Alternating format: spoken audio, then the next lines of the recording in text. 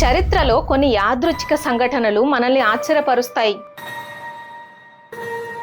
కానీ ఇప్పుడు మీరు వినబోయేది చరిత్రలోనే అతిపెద్ద, అత్యంత విచిత్రమైన యాదృచ్ఛిక సంఘటనల కథ.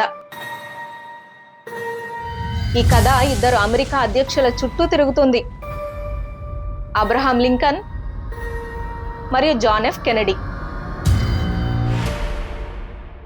వాళ్ళ జీవితాల్లోని పోలికలు వింటే మీరు ఖచ్చితంగా షాక్ అవుతారు. అబ్రహాం లింకన్ 1846లో కాంగ్రెస్ కి ఎన్నికయ్యారు. సరిగ్గా 100 సంవత్సరాల తరువాత 1946లో జాన్ ఎఫ్ కెనడీ కాంగ్రెస్ కి ఎన్నికయ్యారు. లింకన్ 1860లో అధ్యక్షుడయ్యారు. సరిగ్గా 100 ఏళ్లకు 1960లో కెనడీ అధ్యక్షుడయ్యారు. ఇద్దరు పౌర హక్కుల గురించి ఎక్కువగా పోరాడారు. ఇద్దరు వైట్ హౌస్ లో నివసిస్తున్న సమయంలో వారి భార్యలు తమ పిల్లలను కోల్పోయారు. ఇద్దరు అధ్యక్షులు శుక్రవారం రోజే కాల్చి చంపబడ్డారు. ఇద్దరిని తల మీదే కాల్చారు. ఇప్పటికే ఆశ్చర్యంగా ఉంది కదా. అసలు వింత ఇప్పుడు మొదలవుతుంది. లింకన్ సెక్రటరీ పేరు కెనడీ, కెనడీ సెక్రటరీ పేరు లింకన్. ఇద్దరిని హత్య చేసింది దక్షిణ ప్రాంతానికి చెందిన వారే. ఇద్దరి తర్వాత వారి స్థానంలోకి వచ్చింది కూడా దక్షిణ ప్రాంతానికి చెందిన జాన్సన్ అనే వ్యక్తులే. లింకన్ ను హత్య చేశాక ఆయన స్థానంలోకి వచ్చిన ఆండ్రూ జాన్సన్ 1808లో పుట్టారు. కెనడీని హత్య చేశాక ఆయన స్థానంలోకి వచ్చిన లిండన్ జాన్సన్ 1908లో పుట్టారు. లింకన్ ను హత్య చేసిన జాన్ విల్క్స్ బూత్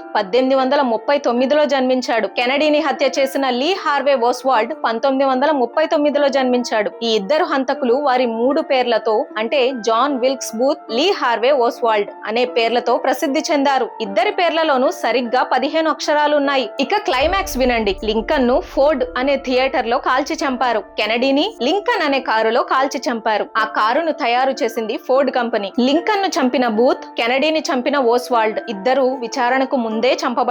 లింకన్ చనిపోవడానికి వారం రోజుల ముందు ఆయన మన్రో, మేరీలాండ్ అనే ప్రదేశంలో ఉన్నారు. కెనడీ చనిపోవడానికి వారం రోజుల ముందు ఆయన మెర్లిన్ మన్రోతో ఉన్నారు. చివరిగా లింకన్ ను ఒక థియేటర్ లో కాల్చగా హంతకుడు ఒక వేర్ హౌస్ లోకి పారిపోయాడు. కెనడీని ఒక వేర్ హౌస్ నుండి కాల్చగా హంతకుడు ఒక థియేటర్ లోకి పారిపోయాడు. ఇది కేవలం యాదృచ్ఛికమా, లేక దీని వెనుక ఏదైనా అంతు చిక్కని రహస్యం దాగి ఉందా? ఈ విచిత్రమైన నమ్మశక్యం కాని పోలికల గురించి మీరేమనుకుంటున్నారో కింద కామెంట్స్ లో తప్పకుండా చెప్పండి.